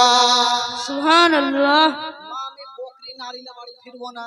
আচ্ছা, আমার নবী যাচ্ছেন জঙ্গলে, আচ্ছা বলুন তো বকরি আনতে পারবে কি পারবে না? একটু জোরে বলুন, একটু আস্তে বলুন। ইঞ্জিল ফের কমে হয়ে যাচ্ছে, ইঞ্জিল কমলে হবে ভাই। বাবা গো, এবার নবী আমার যাচ্ছেন জঙ্গলে, দেখেন বাঘের কাছ থেকে কি করে আবার নবী বকরি নিয়ে আসবে। আমার নবীকে একটা বাঘ পর্যন্ত চিনে। কবি লিখেছেন, বাবা ও শিশু বেলায় দয়ার নবী গেলেন একদিন ময়দানে, সূর্য তখন লুকিয়ে দেখেন নবী আছেন কোনখানে। জোরে বলুন ও শিশু বেলায় দয়ার নবী গেলেন একদিন ময়দানে সূর্য তখন লুকিয়ে দেখেন নবী আছেন কোনখানে সামনে দুটি হাত রহমতেরই সাকিনা সামনে দুটি হাত রহমতেরই সাকিনা দিন দুনিয়ার বাদশা সেজে তাজদারে মদিনা তাই হালিমা তোমার কোলে কে এসেছে দেখো না ও কি মেরে দেখো না কাছে গিয়ে দেখো না দাঁড়া হয়ে দেখো না খুশবু সঙ্গে দেখো না দিন দুনিয়ার বাদশা সেজে তাজদারে মদিনা ও মেঘে এসে ছায়া করেন মোর নবীজির মাথাতে সর্প এসে হাওয়া করেন মোর নবীজির গায়েতে মেঘে এসে ছায়া করেন মোর নবীজির মাথাতে সর্প এসে হাওয়া করেন মোর নবীজির গায়েতে সামনে দুটি হাত রহমতেরই সাকিনা সামনে দুটি হাত রহমতেরই সাকিনা দিন দুনিয়ার বাদশা সেজে তাজদারে মদিনা তাই হালিমা তোমার কোলে কে এসেছে দেখো না ও কি মেরে দেখো না কাছে গিয়ে দেখো না তাড়া হয়ে দেখো না খুশবু সঙ্গে দেখো না দিন দুনিয়ার বাদশা সেজে তাজদারে মদিনা সুবহানাল্লাহ আরো জোরে বলুন সুবহানাল্লাহ আচ্ছা আমার নবী বকরি আনতে পারবে কি পারবে না আমরা আপনারা বাঘের কাছে জীবনে যেতে পারবেন ভাই কেউ যদি মনে করেন যে বাগানে বাথরুম করছেন এদিকে মুখ করে বাথরুম চলছে আর ঘুরে যদি বাঘকে পিছে দেখে এলেন তো লুঙ্গি ঠিক থাকবে লুঙ্গি কুণ্ঠে যাবে লোটা ঘটি কুণ্ঠে যাবে আগে জান বাঁচা কিন্তু আমার নবী পাক বাঘের মুখ থেকে কি করে বকরিকে নিয়ে আসছেন বাবা শুনেন আমার নবী মুস্তাফা পিছনে ঘুরে ঘুরে বলছেন মা গো আমি চললাম মা যতক্ষণ পর্যন্ত বকরি নেব না আমি বাড়ি ফিরে আসব না মা কালিমা বলছেন ভেটারে একটু সাবধানে যায় ও যুবক বন্ধুরা ও গো সোনা মানিকেরা আমার নবী মুস্তাফা বাবা জঙ্গলে পৌঁছে গিয়েছেন বাবা যেমন জঙ্গলে যেতে নাই বাঘের সর্দার বলতে লাগলো ওরে বাঘেরা ওই যে দেখ নবী চলে এসেছে মা মেনার কলেজার টুকরা চলে এসেছে আব্দুল্লাহর নয়নতারা চলে এসেছে আব্দুল মুত্তালিবের পোতা চলে এসেছে তোরা তাড়াতাড়ি করে যা আর নবীর কদমে পড়ে অন্তর ভরে নবীর জিয়ারত করে নে সুবহানাল্লাহ সুবহানাল্লাহ পান্নু টলার মিঠু শেখ 1000 টাকা লয়ে টলার সেনাউল সাহেবের মা 300 টাকা সুবহানাল্লাহ মাশাআল্লাহ দান যখন চলে আসে চুটকি তো দিতে হবে ভাই দান নিব না একটু জীবনী শুনে কারণ দান তো তুলবো জীবনী পাওয়া যাবে না ভাই কারণ 5 দিনের জীবনী 5 দিনের জীবনী এমনি কিছু হয় না আমি 15 দিন পর্যন্ত জীবনী করেছি এক জায়গাতে 15 দিন যদি জীবনী হয় তো কি লাগবে বুঝেন কাজ কাম সব বন্ধ তাও বলেছি ভাই বেরাদার বন্ধুগণ বাবাজি তবে জীবনীটা একটু আগিয়ে নিয়ে যাচ্ছে আমার নবী যেমনই জঙ্গলে গিয়েছেন যেমনই জঙ্গলে যেতে নাই বাবা হায়রে দয়ার নবী মুস্তাফা যেমনই জঙ্গলে গিয়েছেন বাবা ওই জঙ্গলের বাঘগুলা বেরিয়ে গেছে আমার নবীর কদমে চুমা দিয়ে দিল একটা একটা করে বাঘগুলা এসে আমার নবীর কদমে চুমা দিয়ে লাইন ধরে আমার নবী বলছেন ওই বাঘ আমার কদমে চুমা দিয়েছো ঠিক আছে আমার মায়ের বকরি কোথায় বাঘগুলা বলছেন ইয়া রাসূলুল্লাহ ইয়া হাবিবাল্লাহ নবী গো আমার আপনার মায়ের বকরির কোনো ক্ষতি করি নাই বাবা গো বাঘগুলা দৌড়িয়ে গেল আর যত বকরিগুলা ছিল সমস্ত বকরিগুলাকে ধরে নিয়ে চলে আসিল যেমনই আসতে নাই বাবা বাঘগুলা বলছেন ইয়া রাসূলুল্লাহ নবী গো আপনার মায়ের বকরির এখন রুম পর্যন্ত ক্ষতি করে না ইয়া রাসূলুল্লাহ আমাদের বেয়াদব ক্ষমা করবেন নবী গো আমাদের বকরি ধরার ইচ্ছা ছিল না আমাদের ইচ্ছা ছিল আপনার সঙ্গে দেখা করা সুবহানাল্লাহ জোরে বলুন সুবহানাল্লাহ আমাদের খাবার ইচ্ছা ছিল না, আমাদের ইচ্ছা ছিল শুধু আপনার সঙ্গে, জোরে বলুন, দেখা করা। সুবহানাল্লাহ। এবার বাদগুলা আমার নবীকে জিয়ারত করে চলে গেলেন, আর আমার নবী বকরিগুলাকে নিয়ে আস্তে আস্তে বাড়ি ঢুকলেন। যেমনই বাড়ি ঢুকেছেন বাবা, হায়রে মা হালিমা মাথায় হাত দিয়েছে, আল্লাহ ছেলে তো বহু দেখেছি, কিন্তু এই ছেলের ব্যবহারের মতো আমি কাউরি দেখিনি। সুবহানাল্লাহ। বকরি কি বলে, আমার বেটাকে না হয় বাঘে ছাড়লো, ঠিক আছে, বকরি পর্যন্ত ছেড়ে দিল না। এই ছেলের কোনো গুণ আছে, একটা সাধারণ ছেলে হতে পারে না। তবে একটা কথা বলি ভাই, আমার নবী যার কাছে থাকবে তার লাভ হবে না লস হবে গো? জোরে বলুন। কি করে লাভ হয়েছে? মা হালিমার বাড়ি কিন্তু উন্নতি হতে লাগলো, বড় হতে লাগলো। তো আজকাল আমাদের সমাজে চলে, যদি একটাকে বড় লোক হয় তো আর নিজের চাস্তো আস্ত ভাইগুলা উল্টা দোয়া করবে, ই কখনো ছোট লোক হইবে, করে না? আমাদের মধ্যেও আছে। আরো দোয়া এটা করবেন, আল্লাহ ওনাকে বড় বানাচ্ছে তো বানিয়ে দেন না, এই দোয়া না, সব থেকে ছোট বানার চেষ্টা করবে। তো হালিমার বাড়িতে যখন উন্নতি হতে লাগলো, তো কিছু কিছু মেয়েগুলা আলোচনা করছে, হারে হালিমা যেদিন থেকে ওই সন্তানটাকে নিয়ে এসে সেই দিন থেকে হালিমা বড় লোক হতে লাগলো, ওই সন্তানটাকে যতক্ষণ না ভাগাবো হালিমার গরিব হইবে না। তো আল্লাহ যাকে ধনী বানাবে তাকে গরিব করার কাউরি ক্ষমতা আছে ভাই? কাউরি ক্ষমতা নেই। তো কিছু কিছু মেয়েগুলা কুটনামু চালু করলো, হালিমাকে কি করে গরিব বানাবো। আলোচনা হইলো এই সন্তানটাকে ভাগাই, যেমন আমার নবীকে হালিমার কাছ থেকে তাড়াতে হবে, এই ছক নিয়ে কিন্তু তারা চলছে। বাবা গো ওইদিকে আমেনা জিজ্ঞাসা করছে তার আব্বাকে, আব্বা গো অনেক দিন থেকে আমার বেটার খবর নেওয়া যায়নি, আব্বাকে একটু খবর লেন, হালিমা নিয়ে গেছে, দুগ্ধপান করাচ্ছে কি করে না, খবরটা লেন তো। তো আব্দুল মুত্তালিব একটা বেটাকে ডাক দিলেন আব্বাসকে, বেটা যা তোর ভাতিজার খবর নিয়ে কি বলে হালিমা দেখভাল করছে কি করে না। আব্বাস যাবে, এবার ঘরে গিয়েছেন বাবা, একখানা তরবারি নিয়ে বের হইল। আব্দুল মুত্তালিব বলছে, আরে বেটা তোর ভাতিজাকে দেখতে যাবি তো তরবারি কি করবি? আব্বাস বলছেন, আব্বা গো আমি তরবারি নিয়ে যাব, আমরা হলাম কুরাইশ বংশের আওলাদ, যদি রাস্তাতে কোনো দুশমন থাকে তবে তরবারি খানা কাজে লাগাবো। সুবহানাল্লাহ সুবহানাল্লাহ। এই তরবারি খানা নিয়ে মা হালিমার বাড়ি পৌঁছে গেল। এবার বাড়ি তো চিনহে না, গ্রামে পৌঁছে গেছে, একটা মেয়েকে সামনে পেল, মেয়েটাকে ডাক দিয়েছে আর বলছে, হ্যাঁ গো এখানে হালিমার বাড়ি কোনটা? আর এমনই মেয়েকে জিজ্ঞাসা করেছে, ওটাই হলো মাইমুনা কুটনি। কারোর নাম থাকলে রাগিয়ে না, খালা সকালে ফের বাড়ি যেতে দিবে। মাইমুনা কুটনি, আর কুটনি যারা হয় তাদের কিন্তু গিরহে গিরহে বুদ্ধিও থাকে।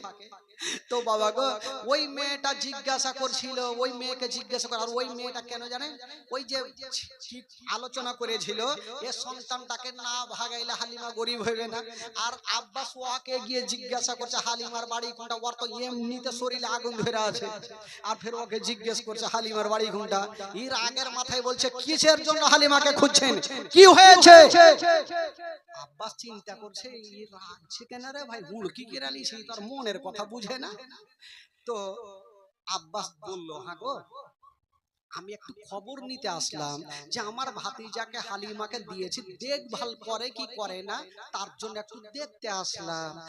ওই মেয়েটা ভাবলো সুযোগ পেয়েছি, একে এমনই তেল মধু পড়া খাওয়াবো যেন ওই সন্তানকে হালিমার বাড়িতে না রাখে, এমন তেল মধু খাওয়াবো আজকাল যেন নিয়ে চলে যাই। তো মেয়েটা বলছে, হ্যাঁ গো আপনারা কাজ কাম পাননি? বলে কেন? বলে এমন মেয়েকে আপনারা দিয়েছেন আপনার ভাতিজাকে, আপনার ভাতিজাকে দেখভাল করে না, শুধু কষ্ট দেয়। আব্বাস কিন্তু চোখ লাল হয়ে গেছে, কেমন কথা বলছে, কষ্ট দেয়? বলে কি হয়েছে? বলে হালিমা আপনার ভাতিজাকে সকাল বেলাতে ঝুলনাতে রেখে দেয়, আর বাইরে থেকে তালা মেরে সকাল বেলাতে বকরি নিয়ে ময়দানে যায়, আর সন্ধ্যার সময় এসে আবার ঝুলনাখানা হিলাই। ঝুলনা বুঝলেন তো?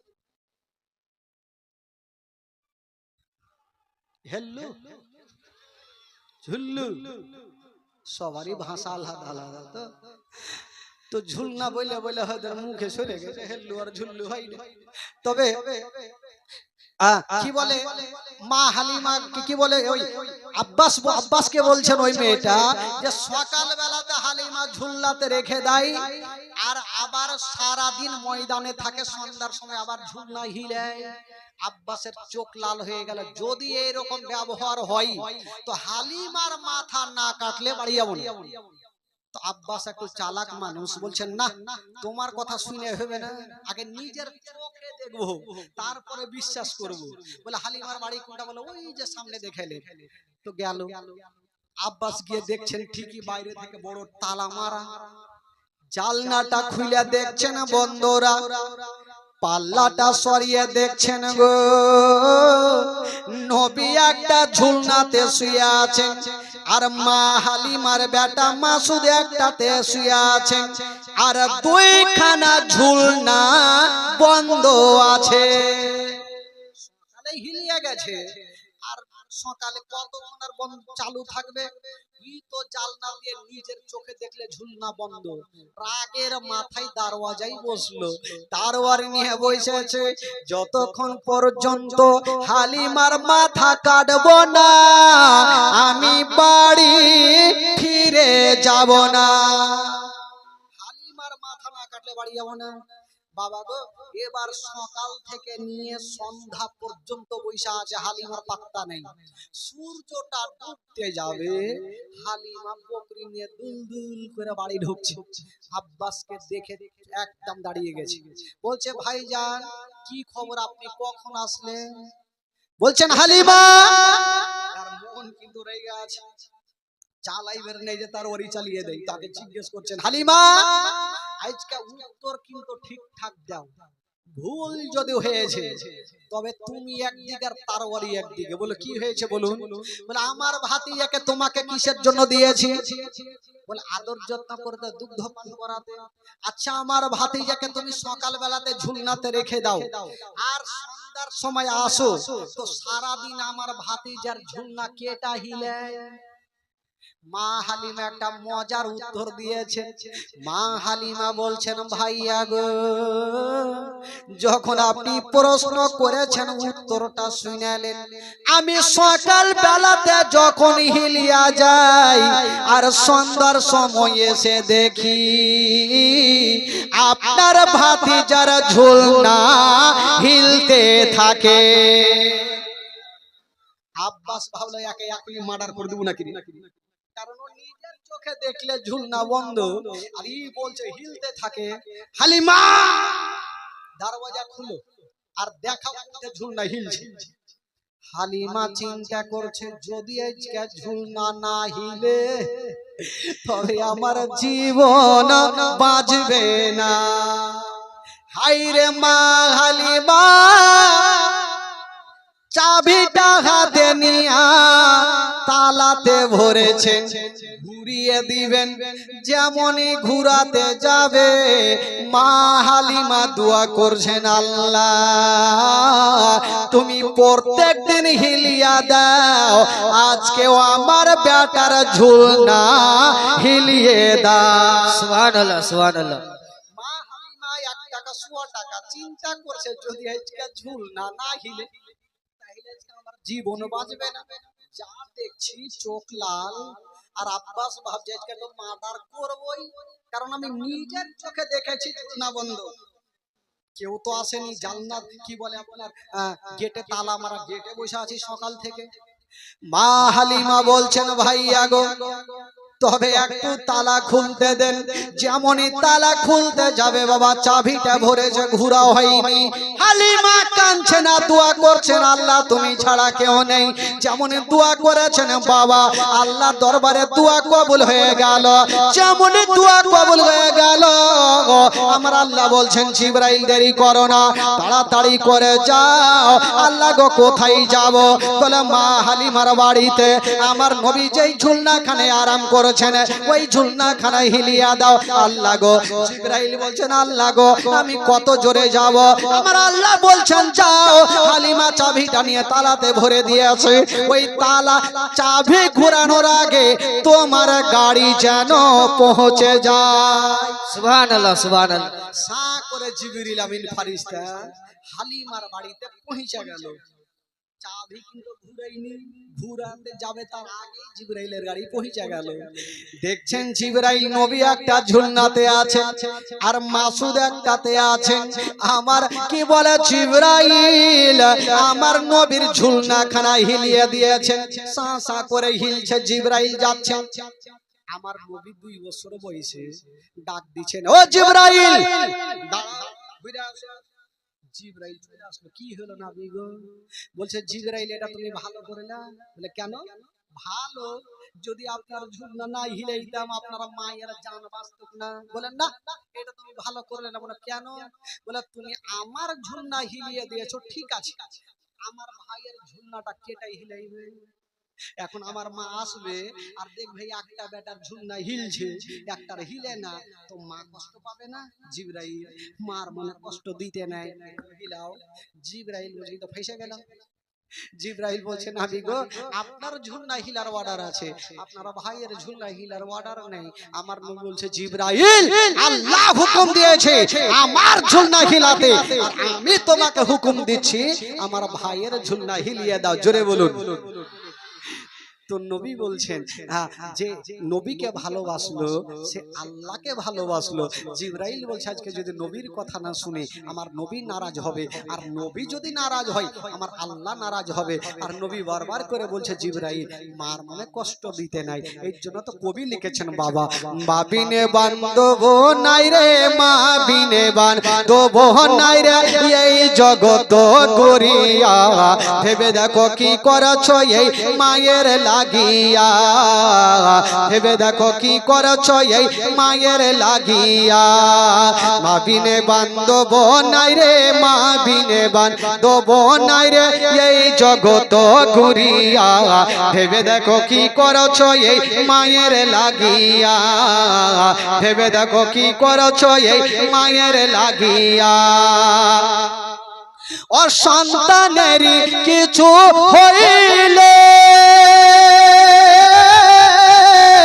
আর মায়ের মনে আগুন জ্বলে, নিভে না রে পানি দিলে, নিভে না রে পানি দিলে, নিভে না রে পানি দিলে আরো উঠে জ্বলিয়া। ভেবে দেখো কি করেছো এই মায়ের লাগিয়া, ভেবে দেখো কি করেছো এই মায়ের লাগিয়া। মা বিনে বান্ধব নাই রে, মা বিনে বান্ধব নাই রে এই জগত ঘুরিয়া। ভেবে দেখো কি করেছো এই মায়ের লাগিয়া, ভেবে দেখো কি করেছো এই মায়ের লাগিয়া।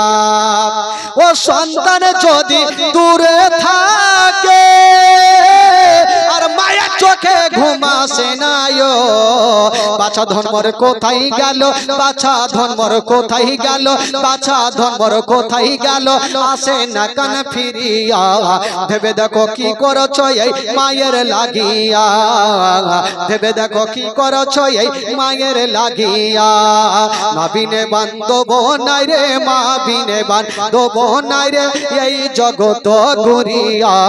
ভেবে দেখো কি করেছো এই মায়ের লাগিয়া, ভেবে দেখো কি করেছো এই মায়ের লাগিয়া।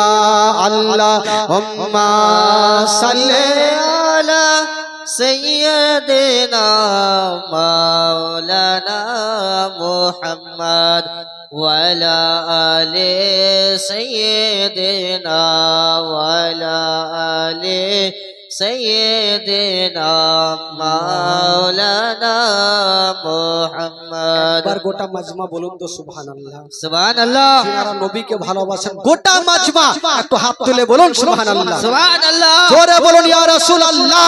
রাসূলুল্লাহ। নারে তাকবীর, আল্লাহু আকবার। নারে রিসালাত, ইয়া রাসূলুল্লাহ। নারে হায়দারি, ইয়া আলী। পান্নুতলা। জিন্দাবাদ। নাম কে রেখেছিল? পান্নু। সুবহানাল্লাহ, মাশাআল্লাহ। আচ্ছা, জানি আপনাদের ঘুম লাগবে না, তবে চলুন ভাই, কালকে মদিনা গেছিলাম, আজকে একটু চলো মদিনা থেকে ঘুরে আসি। মদিনা না গেলে মনটা ভালো লাগে না ভাই। একটু গোটা মাজমা আছেন, একটু আমার সাথে সাথে গোটা মাজমা চলুন মদিনা। কেউ চুপ করে থাকবেন না, বাংলাদেশের মতো পড়ুন, গোটা মাজমা পড়ুন। আমার ভালো লাগে না আমি, জোরে জোরে, আমার ভালো লাগে না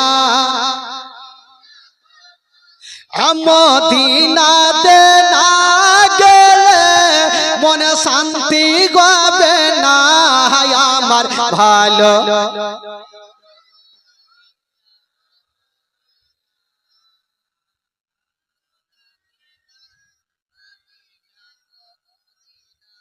ঢেকে এত লোক বৈশা আছে, কেমন গো আওয়াজ উঠে না? হ্যাঁ? আমরা কে দেখছেন ভাই, একই রকম চিল্লাই যাইছি, আল্লাহ রহমতে তাও টন টন করছি, আর আপনারা এইটুকুতে গলা বসে গেল। নবীর মাহফিলে বসে আছেন ভাই, কেউ চুপ করে থাকবেন না।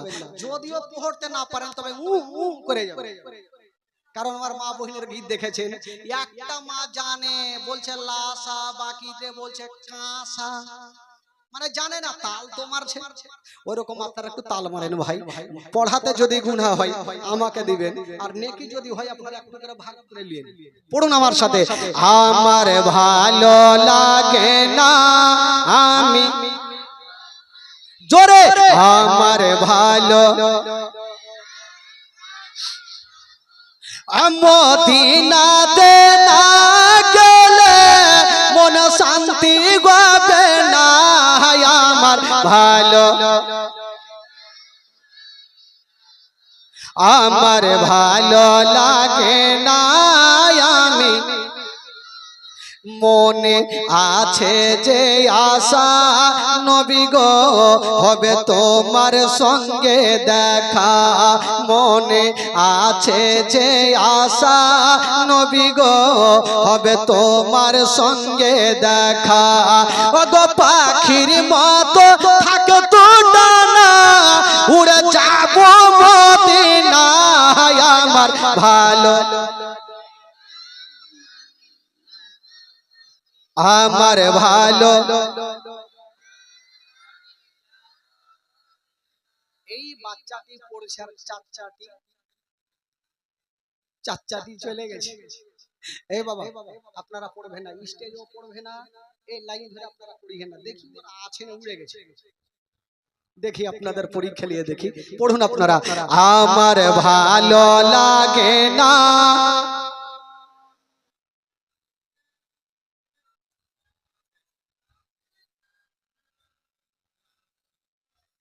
বাইচা আছে, আমি ভাবছি চলে গেছে। এবার গোটা মাজমা পড়ুন তো দেখি, আমার ভালো লাগে, আমার ভালো লাগে না আমি, মদিনাতে না গেলে মন শান্তি হবে না। আমার ভালো লাগে না, আমার ভালো, পাঁচ ওয়াক্ত নামাজ যারা করিবেন আদায়, পাঁচ ওয়াক্ত নামাজ যারা করিবেন আদায়, ও গো নামাজ না পড়িলে পারে নেকি মিলবে না। আমার ভালো, জোরে জোরে, আমার ভালো,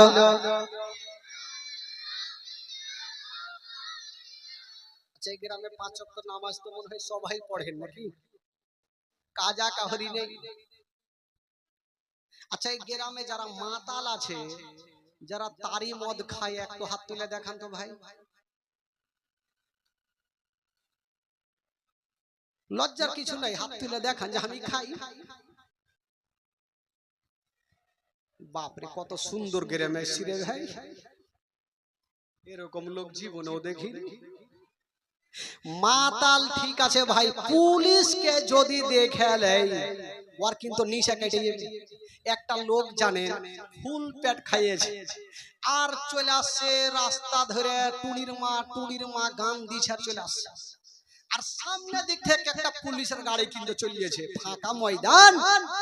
এবার মাতাল দেখছে যদি পুলিশে ধরে লাই তবে পাছার গুদা উড়িয়ে দিবে। চিন্তা করছে পুলিশকে দেখলে কিন্তু ওর মাতালি কেটে যায়। এই চিন্তা করছে পুলিশের গাড়ি কিন্তু কাছাকাছি হয়েছে, ই ভাবছে কোন দিকে ভাগবো, বাড়ি তো ঘর নেই, কোনটাই লুকাবে। পুলিশ যখন কাছাকাছি হইল, ই বাবা কোথাও না ভেগে জুতা খুলেছে আর সামনে দেখছে একটা কবরস্থান। জুতা খুলে দিয়ে কবরস্থানের কাছে হাত এভাবে করলেছে আর শুরু করেছে আল্লাহ আল্লাহ আল্লাহ। এমনি না, ও বাঁচার লেগে আল্লাহ আল্লাহ করছে। এবার পুলিশের গাড়ি তো যাবে পান্নুটোলা কোন আসামির বাড়ি, ও তো চিনহে না। তো লোকজন চিন্তা করছে পুলিশ গুলা, হারে উমুকের আসামির বাড়ি কোনটা, কি করে চিনবো, এখানে তো কাউকে দেখা যায় না। একটা পুলিশ বলছে ওই যে একটা বেটা দাঁড়িয়ে আছে, ওকে জিজ্ঞাসা করবো চলো। দুটা হিন্দু পুলিশ নেমে ওই মাতালের দিকে যাইছে। মাতাল টেড়া চোখে দেখছে, আগে মাকে ধরা পড়ে যাবো। এবার কাছাকাছি যখন হয়েছে পুলিশ, তো ওই পুলিশকে দেখে ওর গিয়ার কিন্তু আরো 50% বেড়ে গেছে। কি বেড়েছে জানেন? আল্লাহ আল্লাহ আল্লাহ আল্লাহ, মানে যে তোমাকে কথা বলার সুযোগ না থাকে, চলে গেছে ভাই এক্সপ্রেস গাড়ির মতো। তো পুলিশ গুলার মনের ধারণা কি দোয়া করছে, তো কইরাই লেখ 10 মিনিট পরে তো দোয়া ছাড়বে, তখন জিজ্ঞেস করব না। ও দোয়া ছাড়ছে না, ওরা জিজ্ঞেস করছে ও কি আসল দোয়া করছে, তো বাঁচার লেগে দোয়া করছে, আল্লাহ আল্লাহ করছে, টেরা চোখে দেখছেন না। ইয়ার তো দোয়া ছাড়ে না। রাগের মাথায় পুলিশ গুলা বলছে চল বাড়ি চল, यार दुआई শেষ হবে না। ই হিন্দু পুলিশ বেচারা চলে গেল, আর মাতাল বলছে দেখলি রে বেটা, আমি ওই বাপের বেটা, এমন মাতাল আমাকে তোর বাপও ধরতে পারবে না। এই পুলিশগুলা কিন্তু গিয়ে গাড়িতে উঠলো। ওই গাড়ির মধ্যে দুটো মুসলমান পুলিশ ছিল, এরা জিজ্ঞেস করছে হাগো কি হলো, খবর বললে? বলে ধুর, তোমাদের কোন এমন দোয়া যে আছে দোয়াই শেষ করে না। তো মুসলমান পুলিশগুলা ভাবলো ই একটা হয়তো সুন্দর আল্লাহওয়ালা আছে, না যদি এত লম্বা দোয়া কেন করবে। তো মুসলমান পুলিশগুলা ভাবলে এক কাজ করো, ভালো লোকের সাথে ঘুরলে ভালো হবে, ভালো লোকের দুয়াতে শামিল হইলে ভালো হবে। তো তোমরা এখানে থাকো, আমরা গিয়ে ওর দুয়াতে একটু শামিল হয়ে যাব। ফের দুটা মুসলমান পুলিশ নেমে কিন্তু চলে গেছে। এই টেরা চোখে দেখছে ফের দু বেটা আসছে, এই বেটাকেও ধরতে দিব না। কাছাকাছি হইল, এবার ইয়ারা ও জুতা খুলে ওর পাশে দাঁড়িয়ে গেছে। ও যেমন গিয়ারে উঠেছে, ইয়ারা ও গিয়ার দিয়েছে। ইও চলছে পুলিশ গুলা, আল্লাহ আল্লাহ আল্লাহ। 1 ঘন্টা হয়ে গেল, 2 ঘন্টা হয়ে গেল, ইয়ার দুয়া শেষ হয় না। রাগের মাথায় মুসলমান পুলিশ গুলা বলছে দাঁড়া। ই দাঁড়িয়ে গেছে মাথা। কি হলো? বলে আমরা বাপ জন্মে এত লম্বা দুয়া জীবনে করিনি, তুই এত লম্বা কিসের দোয়া করছিস রে? তো মাতাল বলছে আমি 1 ঘন্টা করি, 2 ঘন্টা করি, আমার ব্যাপার, করবি কর, না করবি বাড়ি যা। তো পুলিশ গুলা বলছে ঠিকই কথা, ও দোয়া করলে আমরা মানা করার কে আছে।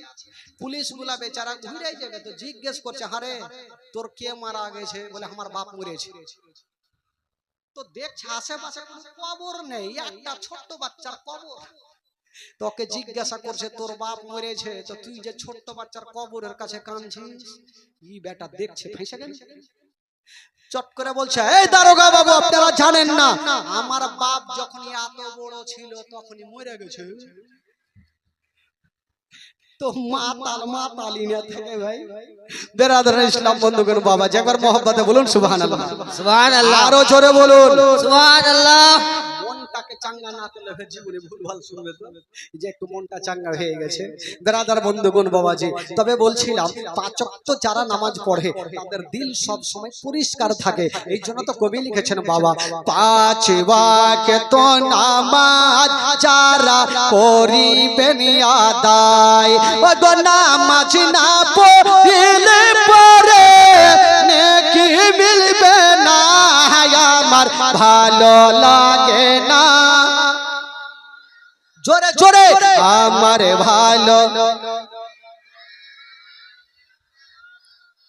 আমার ভালো লাগে না আমি তাফাজুল ইসলাম আজ জীবনী করে তাফাজুল ইসলাম আজ জীবনী করে এই জীবন না শুনলে নেকি মিলবে না আমার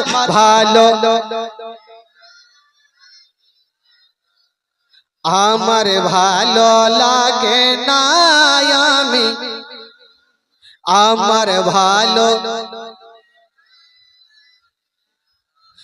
যারা নবীকে ভালোবাসেন হাত তুলে বলুন সুবহানাল্লাহ সুবহানাল্লাহ যারা হাত তুলেছেন 1000 করে দিয়েছেন হাত তো তুলেছে নবীর মোহব্বতেই না হাত তুলেছে তো নবীর প্রেমে পাগল যারা নবীকে যারা ভালোবাসেন আল্লাহর ঘর মসজিদের জন্য 1000 টাকা দিতে পারবেন ভাই জবরদস্ত নিয়ম